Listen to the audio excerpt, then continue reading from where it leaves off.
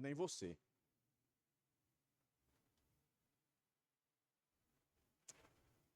Vamos lá para Zacarias.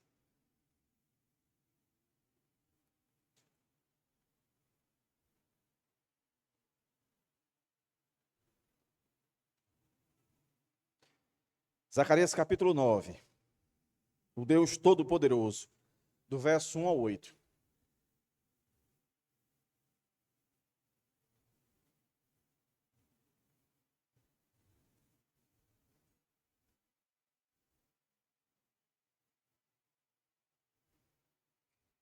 Zacarias 9,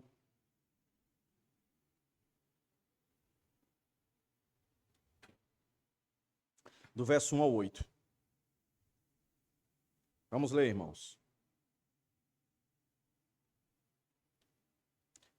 A sentença pronunciada pelo Senhor é contra a terra de Adraque e repousa sobre Damasco, porque o Senhor põe os olhos sobre a humanidade e sobre todas as tribos de Israel. Também repousa sobre Ramate, que faz fronteira com Damasco, e sobre Tiro e Sidom, cuja sabedoria é grande. Tiro edificou para si uma fortaleza e amontoou prata como pó e ouro como lama das ruas. Eis que o Senhor tomará posse da cidade e jogará as riquezas dela no mar. E Tiro será consumida pelo fogo. Asquelon verá isso e ficará com medo. Também Gaza ficará com medo e terá grande dor. Igualmente Ecrom, porque a sua esperança estará perdida.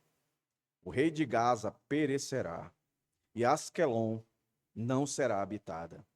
Um povo bastardo habitará em Asdod, e exterminarei o orgulho dos filisteus. Da boca deles, ou da boca destes, tirarei a carne com sangue, e dos seus dentes as suas abominações. Então eles ficarão como um resto para o nosso Deus, e serão como um chefe em Judá.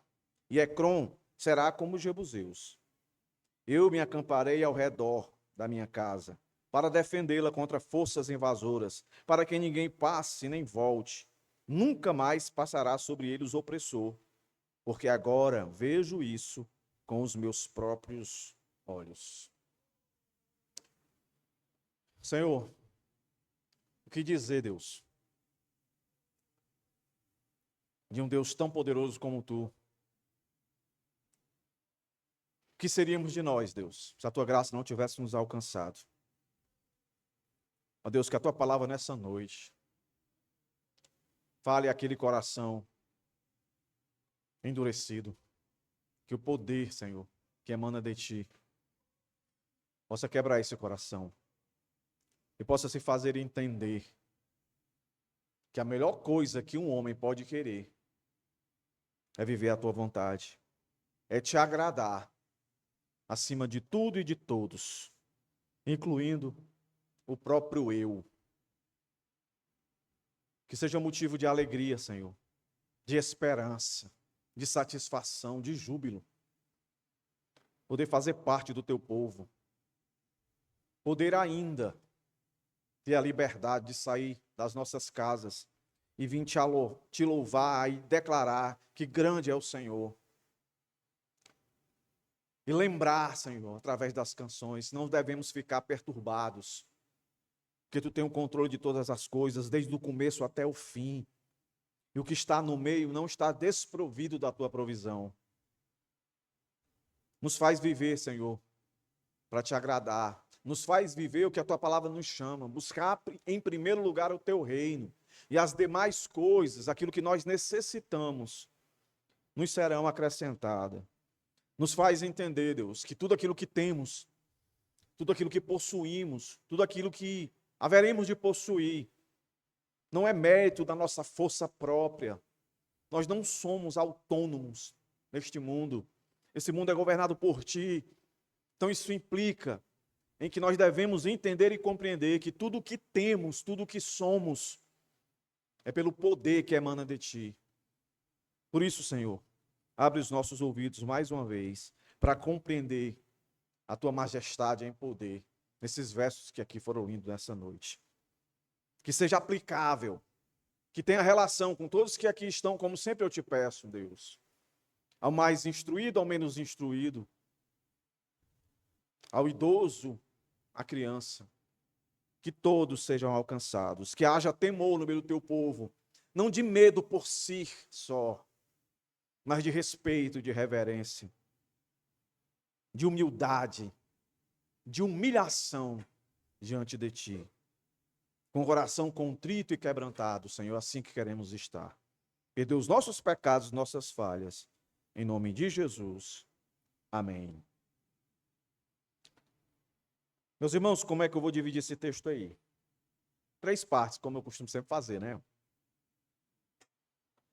Poder de Deus que julga nações, verso 1 ao 4. Poder de Deus que humilha, versos 5 e 6. E poder de Deus que transforma e protege. Esse segundo ponto aí, a maioria dos cristãos, eu não vou dizer nem o mundo, porque o mundo não acredita mesmo. Para o mundo, Deus é um Deus assim que ele não humilha ninguém. Que Deus é bom na cabeça do mundo, que Deus só é bom. Mas atrelado à bondade de Deus tem a justiça. E na justiça de Deus, meus irmãos, é o caráter dele. É dele. E no caráter dele também tem arrependimento, também tem humilhação, mas não como a nossa, imperfeita. A nossa humilhação, quando a gente humilha alguém, meus irmãos, a gente comete pecado. É exatamente o contrário que Deus nos chama, a não humilhar, a servir. Olha o que nós aprendemos aqui na EBD. A servir, a tratar os outros com dignidade. Deus humilha e ele continua sendo digno, ele continua sendo santo, ele continua sendo bom. Por quê, meus irmãos? Simples. Porque ele é Deus. Simples assim, ele é Deus. E todo o caráter que existe no mundo, meus irmãos, é um espelho. Toda moralidade que existe no mundo é um espelho da moralidade de Deus. A inveja de Deus é santa. Ah, Deus sente inveja? Sente, mas não no sentido que a gente. A inveja de Deus é zelo, é cuidado, é querer. Um povo que é seu, ele faz questão de dizer, é meu, não é mais de ninguém. Ninguém pode ter. Tudo em Deus é perfeito. E quando Deus humilha, Deus é perfeito no que faz. Porque quem está sendo humilhado, merece. A pergunta é, por que estão sendo humilhados? Esse ponto é o mais, eu vou dizer assim, mais difícil das pessoas quererem entender. Mas está na Bíblia, nós vamos passar por isso. Mas antes de começar, deixa eu introduzir aqui. A verdade desse texto está tão distante de nós, meus irmãos, não é? 2.500 anos, mais ou menos, distante de nós. Então, preciso contextualizar aqui com os nossos dias. Porque se você prestou atenção no texto aqui, o texto começa Deus exaltando a glória, a fama, o poder de nações. Só você prestar atenção aí, no verso 1º, 2º, 3º. Ele exalta. E a gente vive num mundo, meus irmãos, que é fascinado por isso aqui. Glória, fama, poder, sabedoria. Nações disputam influência, não é não? Governos exibem força militar. Empresas acumulam riquezas e pessoas confiam em suas próprias capacidades para controlar o futuro. Você sabe, você vive no mesmo mundo que eu. Nas redes sociais, você abre lá, tem gente lá querendo ensinar você como se dar bem, como ser uma pessoa de poder, como ser uma pessoa sábia. E é errado, pastor, fazer isso? É errado quando você o faz desconsiderando aquele que é mais sábio do que qualquer pessoa já existente no mundo. Depois de Deus, a única pessoa reconhecida por Deus como o homem mais sábio, mais influente, mais poderoso, mais rico, majestoso, foi Salomão. Mas não se esqueça, Foi Deus que deu tudo isso a ele. E você que está aqui, não acredite, tá?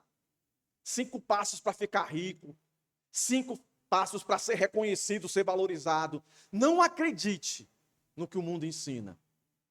Acredite no que a Bíblia ensina. Você quer ser valorizado? Valorize. Você quer ser servido? Sirva. Do contrário, você não vai comprar uma briga somente com seu companheiro terreno. Você não vai comprar simplesmente uma briga com as circunstâncias.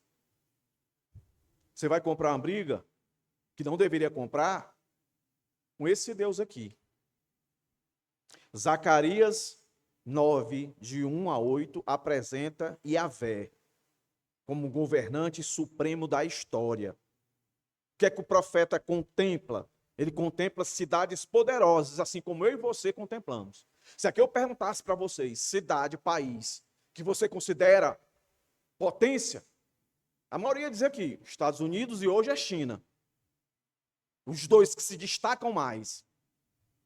Todos os demais impérios, países, têm medo deles. A gente deve temê-los? A gente deve temer esse aqui, que o profeta traz. Apresenta nações aqui, igualmente essas que eu citei. Invencíveis, aparentemente. São orgulhosos. São influentes. Diante da nossa voz, nós não somos nada. Nós não causamos nada. Aí, nós que somos brasileiros, nós estamos aí sofrendo a ameaça dos americanos. Já teve o embargo aí das carnes. Faça protesto que você quiser, não vai adiantar de nada. Já havia aí gente dizendo que eles estão ameaçando desligar o GPS. Quase tudo que a gente usa aqui, irmãos, no Brasil, de tecnologia, é americana. Então são super poderosos, aparentemente invencíveis, aparentemente suficientes, autossuficientes. Mas a gente não pode esquecer, esse texto está aqui para lembrar a gente. Deus tem uma palavra de peso, já declarada, para todos esses. Eu costumo sempre dizer aqui, irmãos, espero que os irmãos guardem isso. Estejam guardando isso.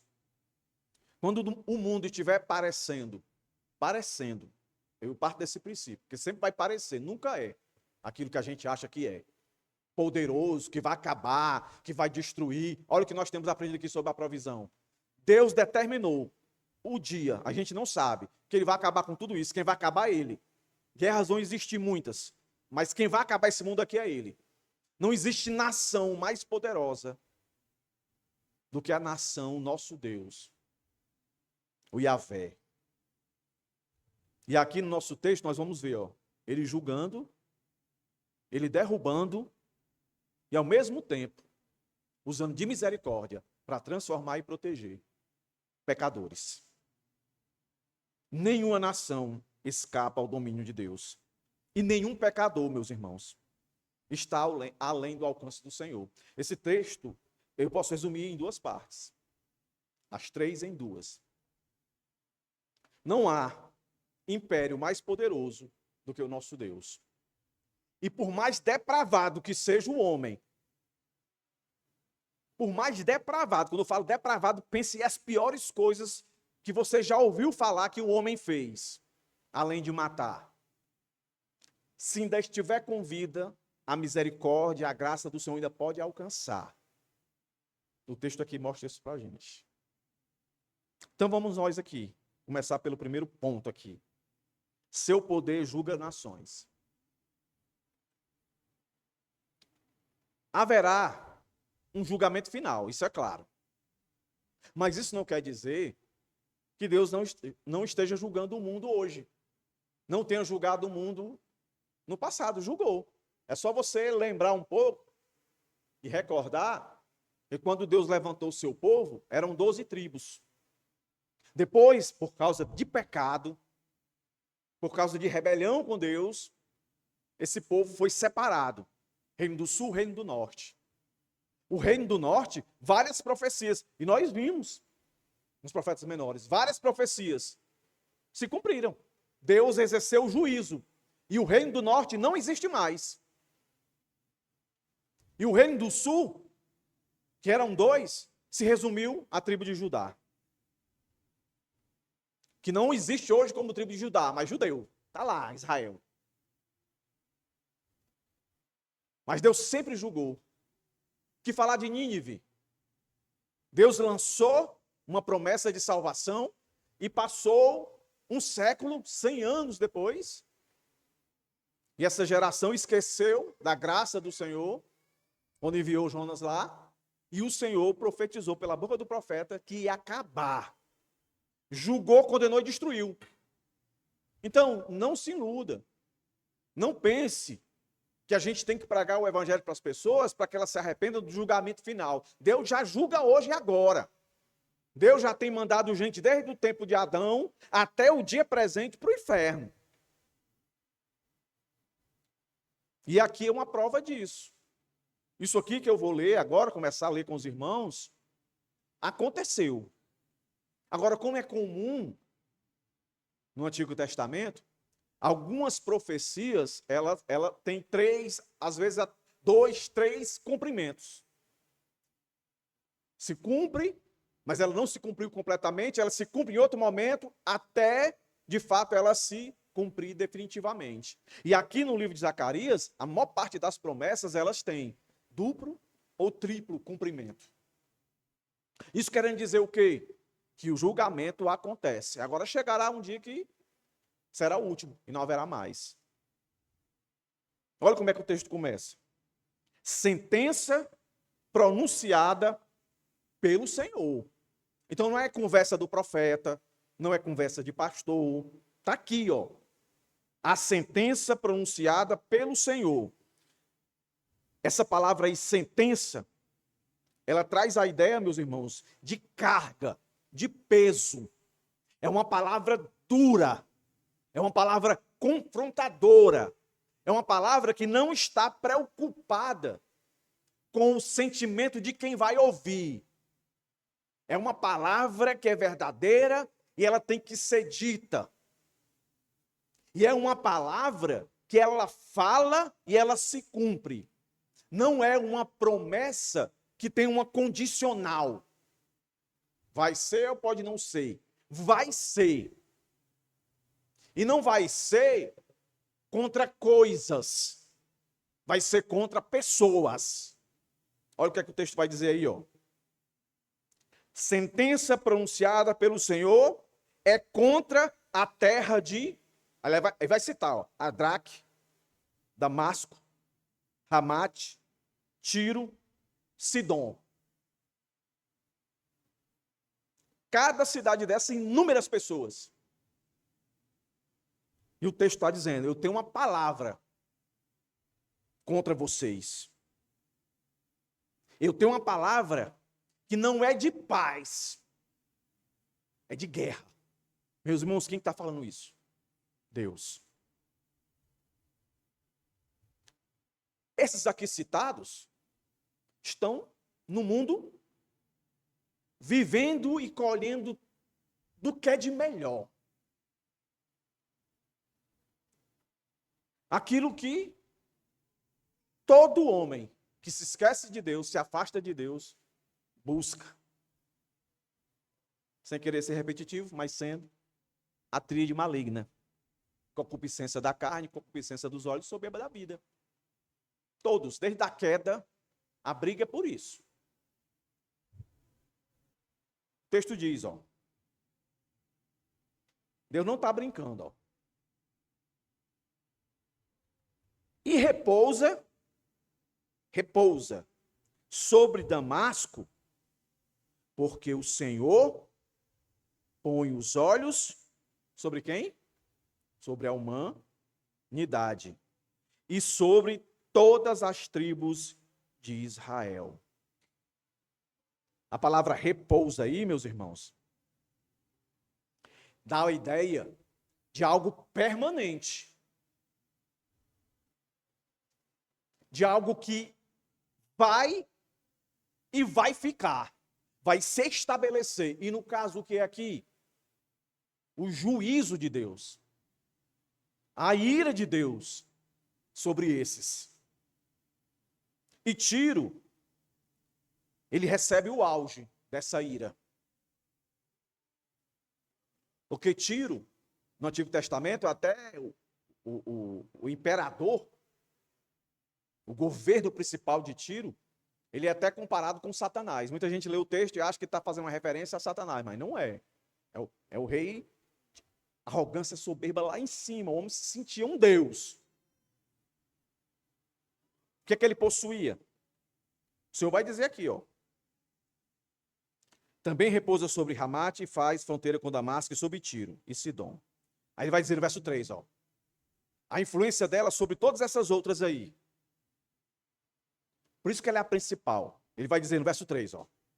Tiro, o Senhor não, como é que eu posso dizer? O Senhor não encobre o poder e a riqueza que ele tinha. Olha aí, ó. Tiro edificou para si uma fortaleza, segurança, estabilidade. E amontoou prata como pó. Será que era pouco que esse homem tinha? E ouro como lama das ruas. Olha aí, irmãos. Mas o verso 4 vem. Por isso que o texto começou com uma sentença, algo pesado, que diz que vai repousar. E fala por duas vezes, né? Verso 2, repousar. E verso 3. Não, verso 2. Repousar. Mas aí o verso 4 vai e diz: eis que o Senhor tomará posse da cidade e jogará as riquezas dela no mar, e Tiro será consumida pelo fogo. Agora presta atenção. Presta atenção. Imagine que nós fôssemos inimigos ferrenhos dos Estados Unidos e os Estados Unidos estivessem atacando a gente. E os Estados Unidos, a semelhança de Tiro, fosse essa potência. E é, né? Comparando hoje nos dias atuais, com relação a nós aqui, a gente não tem bala para 2 dias de guerra. Entendeu? Imagina aí. Aí você ouvindo um profeta dizendo para você: olhe, eu vou acabar com os Estados Unidos. Essa potência deles toda aí, essa fortaleza, essa riqueza, essa prosperidade, essa influência poderosa que eles têm, tudo isso aí, eu vou acabar, eu vou provar que não vale nada, porque eu não vou querer nada. Eu vou jogar tudo fora. Está aqui, ó. E jogará as riquezas dela no mar, e Tiro será consumida pelo fogo. Meus irmãos, o que você pensaria do profeta falando isso aqui? Eu fiz essa comparação para você entender. Levar você para dentro do texto. Aqui o pessoal está ouvindo isso aqui, e quando eles ouvem pela boca do profeta o nome Tiro, deviam se tremer todinho. Não pode ser. O que é que Deus está querendo dizer? Tem alguém mais poderoso do que eles. Tem alguém mais forte do que eles. Tem alguém com mais riqueza do que eles, que nem precisa da deles. Joga tudo no mar. Riqueza nunca foi problema para mim. Deus está dizendo assim. Em vez de vocês temerem eles, deviam temer a mim. Em vez de vocês se deixarem influenciar por eles, deviam se deixar influenciar por mim, pelos mandamentos que eu deixei. Eles não eram diferentes de nós, meus irmãos. Nós não somos diferentes deles. Se a gente se afastar de Deus, o mundo vai querer nos influenciar para que a gente ame o ter, para que a gente ame o querer, para que a gente ame o estar. E assim a gente se torna cada vez mais parecido com o ímpio.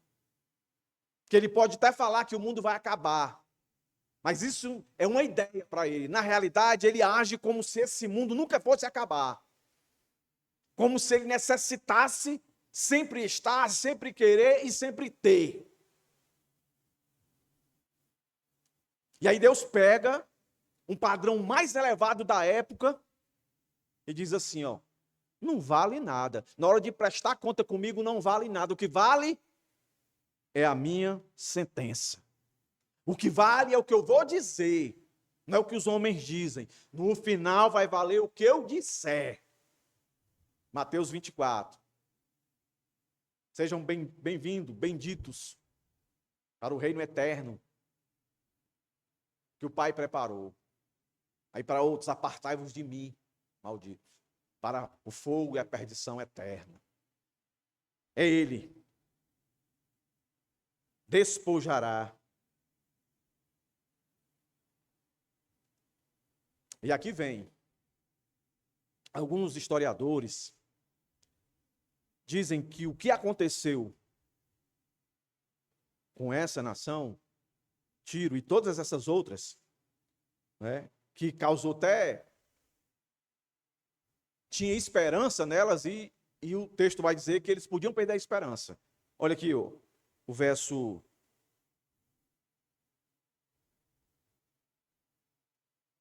É no próximo ponto, né? Agora não, que eu vou falar sobre isso. Bem, alguns acreditam que o cumprimento dessa profecia aqui se deu com aquele imperador grego chamado Alexandre o Grande. 200, 300 anos depois disso aqui, que é aquele período interbíblico, termina Malaquias, não é? Aí até chegar a Mateus, a maioria acredita que passaram-se 400 anos, sem Deus levantar nenhum profeta.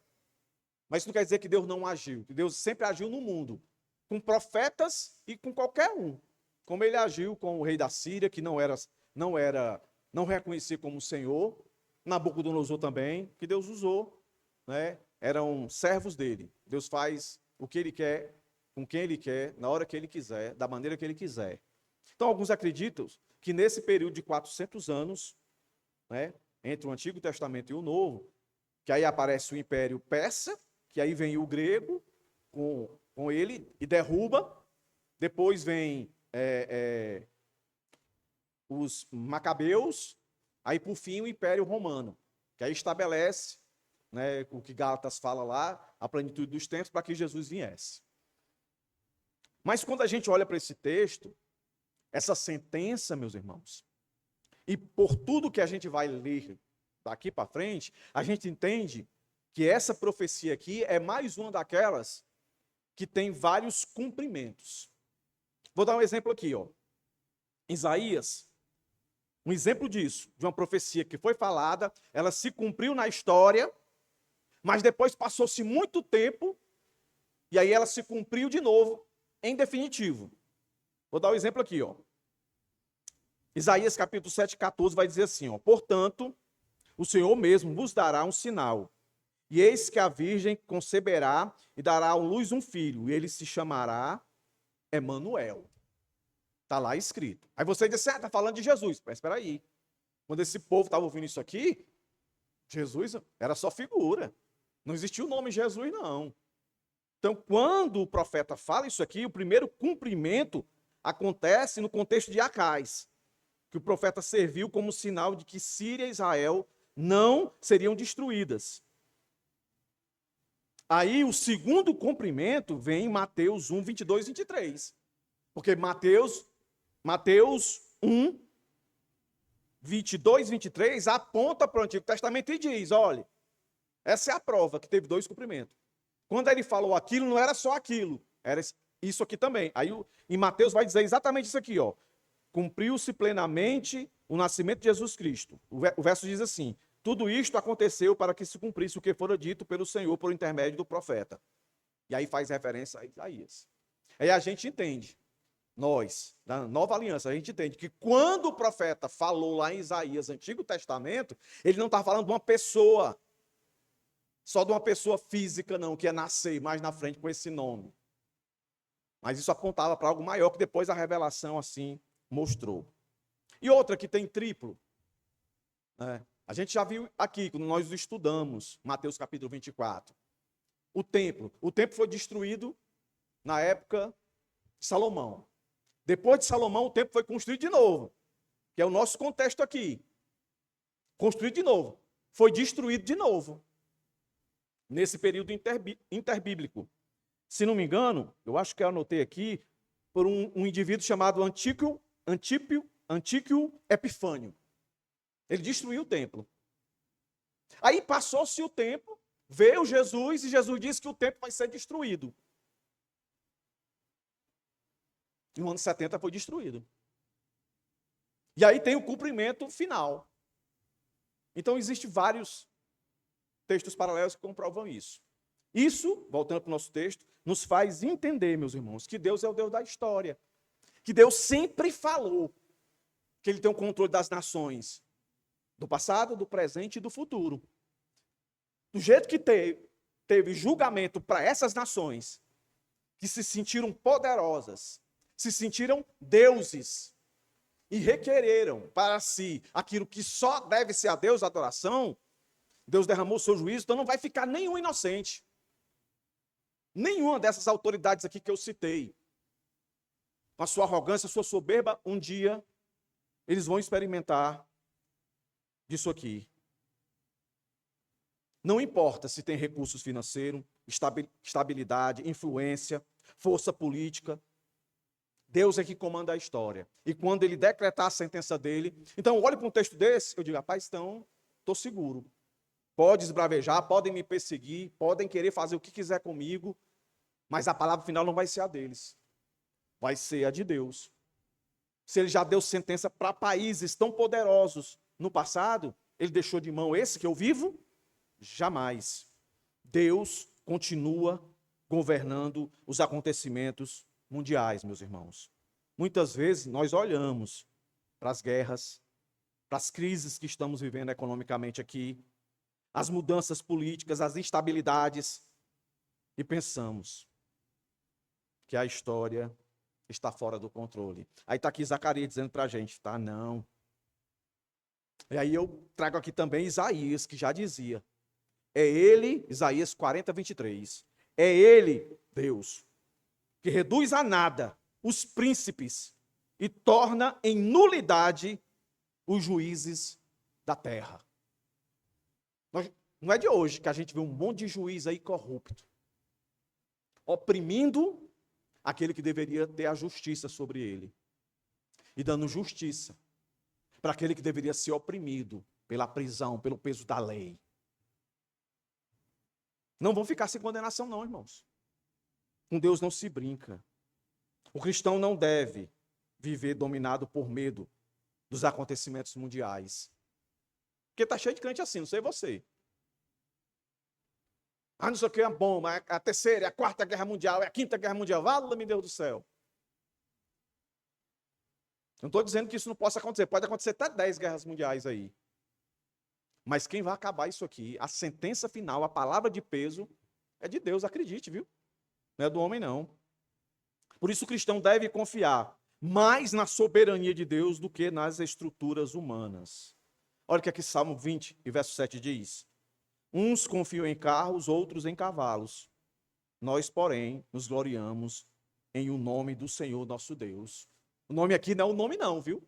É o caráter de Deus. É o caráter de Deus. É confiança. É assim como uma criança confia no pai. Não vou contar a história de novo, da pedrada que eu dei, né? Mas é só para os irmãos entenderem. Eu não olhava para meu pai, se meu pai é rico, é forte, é poderoso, não. Eu confiava que ele era meu pai, que ele ia fazer justiça, que ele ia me guardar, ele ia me proteger. É assim que a gente tem que olhar para Deus. Só que a gente quer olhar, muitas vezes, como o mundo olha. Por poder, por fama, por influência. Não é por força.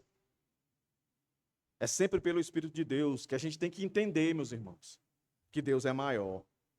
E a Bíblia traz uma história, um relato humilhante. Aqui todos vocês já ouviram a história do Davi e do Golias. Não é não? Muita gente pega a história e resume tudo ali na luta do grande com o pequeno, que o pequeno ganha. Mas o que o texto quer focar não é isso, não. O que o texto quer focar é que Deus, quando ele quer derrubar um grande, ele envergonha. Ele pega as coisas mais simples e humildes, para justamente o indivíduo não achar que foi ele. Por isso que Davi, quando derrubou o infeliz lá, eu vou usar o nosso linguajar de cearense, com a baladeira, entendeu? Ele sabia que não foi a habilidade dele de jogar aquela pedra. Não foi porque ele era o bonitão, porque ele era o favorito, não. Deus queria humilhar o gigante Golias. Ele lá esbravejando, eu sou poderoso. Sou de uma nação filisteia, rica, próspera. Se junta vocês aí para ver se dá um para brigar comigo. Aí Deus lá do trono está dizendo, rapaz, mas eu estou dizendo mesmo. Espera aí, vou te derrubar. E não vai ser com espada, não vai ser com canhão, vai ser com uma pedrinha, olha. E vou pegar um que ninguém olha para ele. Vai lá, profeta, vai lá na casa do pai do Davi. É esse, é não, é esse, é não, é esse, é não. Aí lá vem um cara, fedida a ovelha. É esse aí mesmo, é esse aí. Aí o pessoal bota a honra todinha para Davi. Não, Deus. É como nada, meus irmãos. Por isso que Paulo, quando entendeu isso, deixou escrito lá. Se Deus é por nós, quem será contra nós, meus irmãos? Quem pode juntar as nações mais poderosas do mundo e multiplicá-la por 1000, por 100? Se Deus é por nós, quem será contra nós? Isso não é conversa, não é bordão para levar o seu autoestima, para simplesmente motivar você. Não. É encorajar você. Que é diferente, né? Motivar normalmente tira as dificuldades. Que você não veja, não olhe as dificuldades. Encorajar, não. Tá aqui, ó. O cara é grande. Tá aí, ó. O bicho já matou muita gente. Ou a nação é grande, a nação é poderosa, a nação é rica. Tá aí, tá vendo? Tá vendo? Tô vendo. É para ficar com medo? Não. Porque eu sou seu Deus. Eu tô contigo. Tô contigo. São como essas nações, meus irmãos, são como castelos feitos de areia na praia.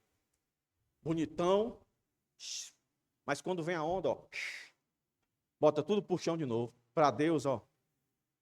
Porque tem gente que acha, né? Porque a gente assiste muito aqueles animes, né?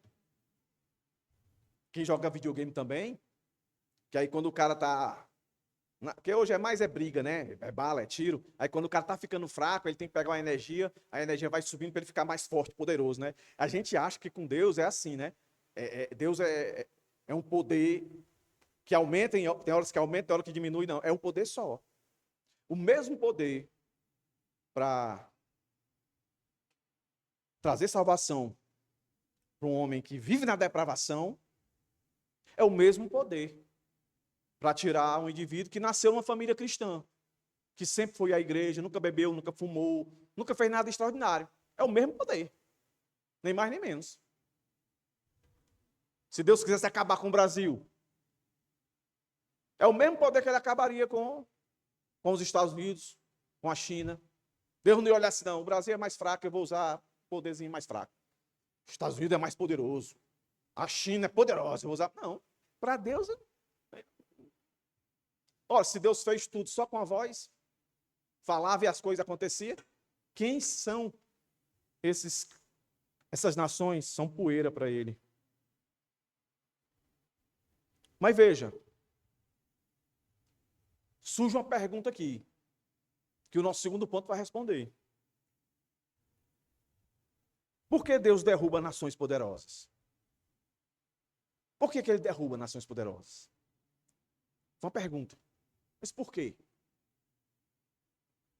Porque por trás de uma nação poderosa existe uma motivação. Uma motivação. Ninguém corre atrás de nada sem uma motivação. O indivíduo não vive sem motivação. Ele tem que ter um motivo. Motivação que eu estou falando é motivo. Não é motivação de ficar correndo, não. É motivo. Tem que ter. Tem que ter. Aí você acha que Deus não pensou nisso? Pensou. Antes de qualquer coisa existir, ele pensou no motivo para a existência do homem aqui nessa terra. E não foi para ele buscar glória, poder e fama para ele. Foi para quê? para glorificar o nome dele, para exaltar o nome dele. Por isso nós cantamos hoje aqui, grande é o nome do Senhor. Não, pastor, mas eu conheço pessoas que têm empresas que são prósperas e elas colocam lá uma placa. Toda honra e toda glória ao Senhor. Ei, não é a letra em si, não é a fala em si, mas é a vida. É a vida dedicada a esse. Não é dizer. Aí jogador de futebol diz, faz um gol, aí faz assim, não vê não? Vocês não vê não? Quando ele faz um gol, ele diz assim, ó. Aí quando ele... Aí, eu não vou nem dizer, a vontade é de falar, mas vai escandalizar muita gente, eu não vou dizer. Mas ele faz assim, ó. Ele faz o gol, aí sai correndo e diz. Aí vai para a torcida e diz, baralho. Entendeu, irmão? Foi para Deus coisa nenhuma. Foi para a glória de Deus coisa nenhuma, foi para dele. E Deus não divide a glória dele com ninguém. E por que a gente faz isso? A gente faz isso. Qual é a motivação? É a mesma deles. Que eles colocam isso. Vai saber agora. O problema não era apenas político ou militar, era espiritual. Por isso o profeta agora vai nos conduzir o porquê da queda das nações. Nada mais, nada menos, meus irmãos, por causa do orgulho, da soberba. Olha o que é que o texto vai dizer agora, verso 5, verso 6. Olha aí.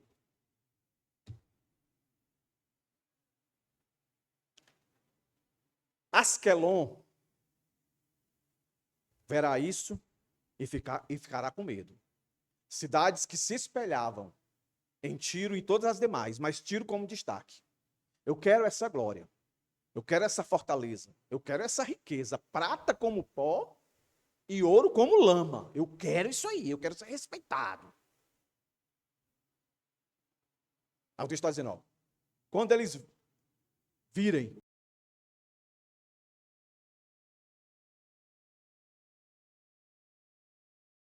medo e terá grande dor. Igualmente Ecrom, porque a sua esperança estará perdida. O rei de Gaza perecerá, e Asqueron não será habitada. Um povo bastardo habitará em Asdod, e exterminarei, tá aí, ó, o orgulho dos filisteus. Meus irmãos, ninguém aqui admite que é orgulhoso. Principalmente se a gente se considera cristão. Não, eu não sou orgulhoso, não. Você não é orgulhoso no sentido de que Deus lhe salvou e o Espírito que habita em você, que é Cristo, não é orgulhoso. Mas você se comporta como orgulhoso. Você deixar influenciar pelo mundo. Influência essa que é aquela tríade satânica, demoníaca, que sempre eu falo aqui. E foi falado hoje na EBD também. Concupiscência da carne, concupiscência dos olhos, soberba da vida. Soberba da vida, meus irmãos. Eu quero chegar nos lugares mais altos. Eu quero ser respeitado. Eu quero ser aclamado, que a minha palavra tenha peso. A soberba da carne. Eu quero sentir todas as experiências sensoriais, o hedonismo.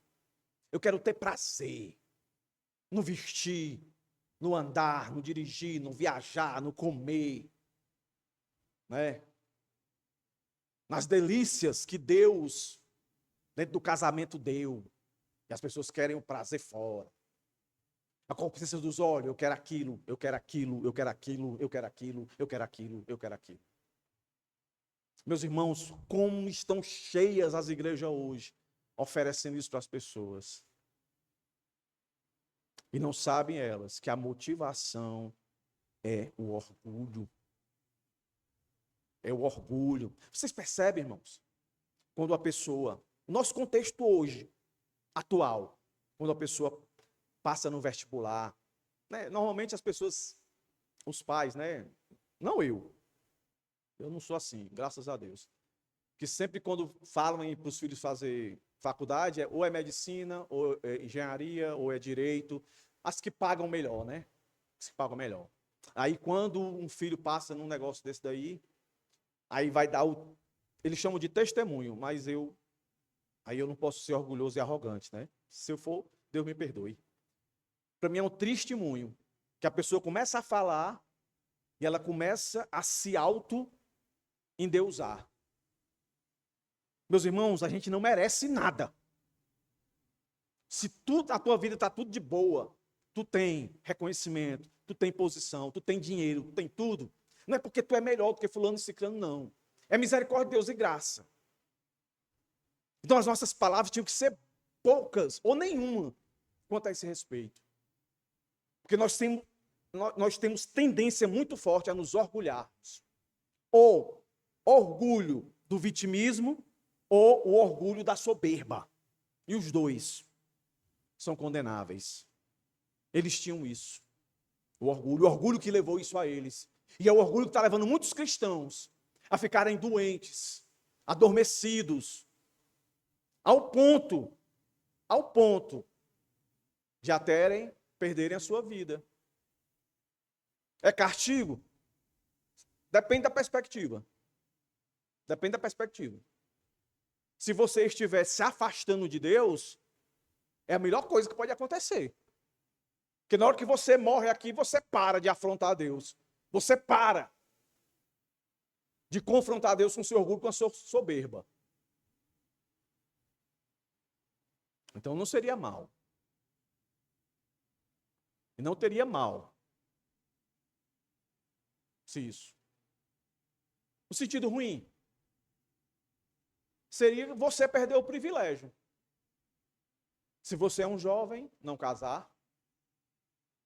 Se você é casado, não ver seus filhos crescerem, não ver seus filhos casarem. Que Deus abrevia. Pastor, onde é que tu tirou isso? Ora, mas rapaz, tirei da Bíblia. Quando Paulo está descendo a ripa lá no pessoal de Corinto, na ceia, ele diz: rapaz, como é que vocês transformam um cerimonial tão maravilhoso, implícito de humildade, vocês arrogantemente humilham os outros? Aí Paulo dá uma exortação, mas insiste que eles continuem com a celebração, mas da maneira correta. Aí Paulo diz lá, há consequências. Aí tem uma parte que diz, por isso muitos os que dormem. Dormem ali é um eufemismo para dizer morre. Então não acredite, tá? Não acredite que quando você crê em Cristo como Senhor e Salvador, e Ele lhe salvou, ponto, lhe salvou, você vai para o céu, você não vai para o inferno, não. Porque qualquer pecado que você cometer, Deus vai dar um jeito de fazer você se arrepender. Agora, às vezes esse jeito, Ele calar você. Tá me dando trabalho demais, dando muito mau testemunho. Pá. Leva. Leva. Eu costumo dizer sempre isso aqui, ó. Faz tempo que eu não digo aqui.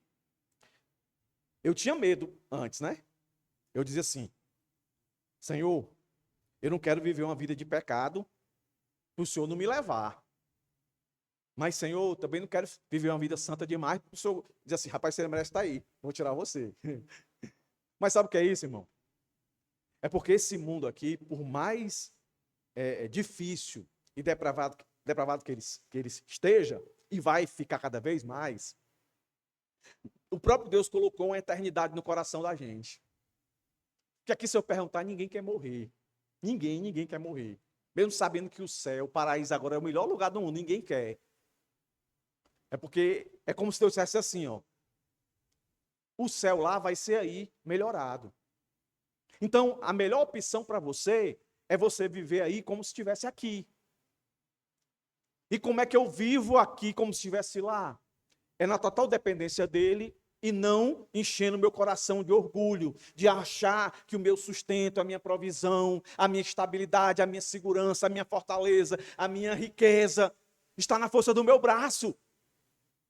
Porque isso aí nunca foi problema para Deus. O que foi problema para Deus, e é problema e sempre será, é um coração orgulhoso. Deus se vira as costas. Deus se aproxima daqueles que têm um coração quebrantado e contrito. Não tem como. se você for assim, como essas nações orgulhosas. E a palavra dele é dura. Ele diz, ó, exterminarei. A palavrinha aí, meus irmãos, dá a ideia de cortar, eliminar. Aí observe aí que Deus não diz apenas que destruirá as cidades. Ele afirma com essa palavra que destruirá.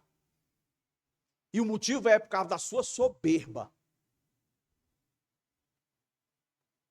Então o problema fundamental nunca foi apenas a riqueza deles, a forma da política deles. Sempre foi, meus irmãos, a raiz do pecado sempre foi a exaltação, a glória a si mesmo.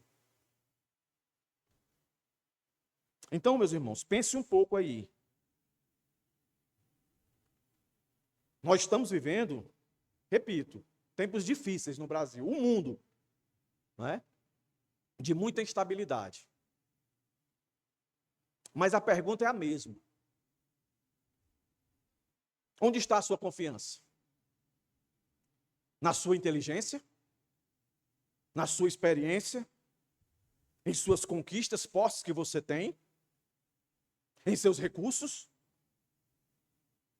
Que eu já vi alguns crentes dizer assim, não, na hora que o negócio apertar aqui, eu pego todas as minhas aplicações que eu tenho e vou para Portugal, vou para os Estados Unidos. Tá. E ele nem percebe. Quando ele diz isso aí, é como se Deus não tivesse já planejado tudo para a vida dele. Para onde ele vai, com quem ele vai. E o que é isso aí? É orgulho. É soberba. Tiago condena isso. Amanhã nós faremos isso. Quem é tu? Tu é como uma onda, é como um vapor. Aparece e desaparece. A soberba não aparece apenas, meus irmãos, em reis, governos e impérios. Que antes de reis, impérios, há um ser humano ali. É lá no coração dele que se manifesta. Então, quando a gente pensa assim, ó, eu consigo sozinho. Minha segurança está em minhas conquistas. Eu não preciso da ajuda de Deus. Já sou bem maduro. Eu já ouvi gente dizer que eu não preciso mais ler a Bíblia. Já li 4 vezes, não preciso mais. A humildade não é pensar menos de si mesmo, mas reconhecer corretamente quem Deus é e quem nós somos diante dele. 1 Pedro 5, versos 5, 6 vai dizer assim, ó, Deus resiste. E a prova é essa aqui, Deus resistiu, todas essas aqui, ó. Resiste os soberbos. Contudo, aos humildes concede a sua graça. E aí vem e diz, ó, humilhai-vos, portanto, sob a poderosa mão de Deus, para que ele, em tempo oportuno, vos exalte. Provérbios 16, 18. Esse é bastante conhecido, olha aí. A soberba precede a ruína, e a altivez de espírito a queda. E aí, quando eu estou pensando nisso aqui, o que vem na minha mente foi Nabucodonosor, que está lá, registrado em Daniel 4:30. Ele se vangloria do poder dele, assim como Tiro, todas as cidades. Se vangloria do reinado dele. Aqui é uma fortaleza. É de uma inteligência muito grande. Eu tenho inteligência muito grande. Olha aí os meus jardins. Que coisa maravilhosa. Vai ler lá o que está escrito. Vou resumir para você. Está se achando, né, o Nabucodonosor? Eu vou dizer para ti, ó, tu vai perder tudo aí que tu achava que era teu. E sabe onde é que tu vai parar? Tu vai comer, que nem um animal. Vai passar um tempão louco. E foi o que aconteceu. Por ele ter dito, de forma resumida, não é esta a grande Babilônia que eu edifiquei? Está aí. A sentença de Deus, pesada sobre Nabucodonosor, a semelhança de todos eles aqui. Mas aí nós vamos para o último ponto. Mas o Deus que derruba também restaura. Olha que maravilha. Não tem coração soberbo, orgulhoso, que suporte o poder da graça de Deus. Deus, quando chama meu amigo, não é galego. Bote na sua cabeça, não é galego. É maior do que galego, porque galego, ele consegue convencer uma pessoa, né? Deus é muito mais poderoso. Não tem quem diga não para ele. Se Deus disser venha, o caba vai. Não tem para onde correr. Por isso que eu creio, eu morro abraçado com essa doutrina bíblica, a graça irresistível, a graça irresistível. Mas pastor, por que meu pai não crê? Por que a minha mãe não crê? Por que o meu namorado não crê? Por que o meu marido não crê? Por que o meu primo não crê? Vai botando aqui quem você quiser. A resposta é simples. Porque Deus não quer. Na hora que Deus quiser, pá, acontece. Então o que eu tenho que fazer? Você tem que continuar pregando para eles e orando. Senhor, por misericórdia, abre o coração deles. Senhor, salva eles, Senhor. Tem misericórdia da vida do meu marido e vai botando todo mundo que você considera que precisaria crer em Cristo para ser salvo como você. A sua parte é pregar o evangelho, a outra é Deus querer. Quando Deus quer, não tem jeito. E olha que fantástico isso aqui, irmãos. Olha como é que vai terminar aqui, ó. E é tudo ação de Deus, ó. O verso 7 e 8.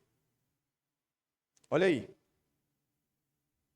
Um povo bastardo habitará em Asdod. Verso 7, perdão. Da boca deles tirarei. O que é que Deus vai tirar da boca deles? Aquilo que mais ofende a Deus. Culto que não é direcionado a ele. Em outras palavras, idolatria. Olha aí, ó. Tirarei a carne com sangue e dos seus dentes as suas abominações. Olha aí. Deus falou uma sentença pesada, vou acabar com todos. Vou exterminar com todos. Mas todos, sem exceção, não. Alguns, pela vontade graciosa dele, ele diz, eu vou tirar a carne com sangue, que eram os sacrifícios, e as abominações. Lembra que eu disse?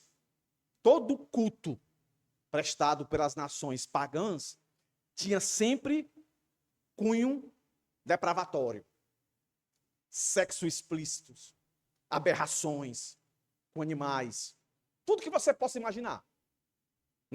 Você vê que certas coisas acontecendo aqui hoje, assim, meu Deus, é o fim dos tempos. Rapaz, você precisa ver o contexto histórico.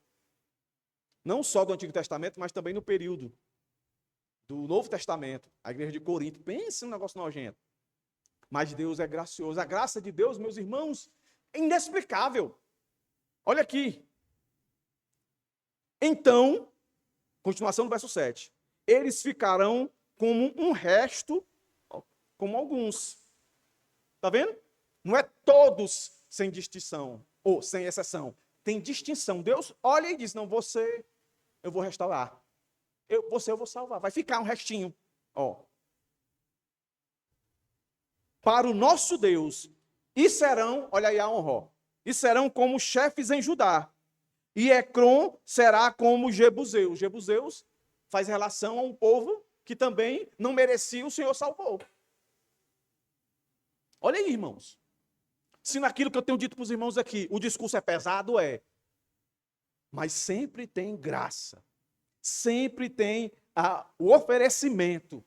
E no caso aqui, meus irmãos, não é nem oferecimento, é a eficácia da salvação. Eu tirarei da boca deles. Essa é a promessa de Deus ainda hoje. Não importa o tamanho do pecado. Então, eu olho para o meu pai, eu olho para a minha mãe, eu olho para o meu irmão, olho para a minha irmã. Meu Deus, não tem jeito não. Tem. É só Deus querer. O que é que eu tenho que fazer, pastor? Fale de Jesus para ele. Não, ele não gosta nem de ouvir. Ore. Oh, Senhor, tenha misericórdia. Clame, clame. É a única coisa que a Bíblia diz que tem poder, meus irmãos. É a oração do justo. Ore, ore. Se for da vontade de Deus, vai acontecer. Não necessariamente tem que ser pela sua boca. Você falar, eu aceito Jesus. Nem é assim que funciona. A vida vai mudando.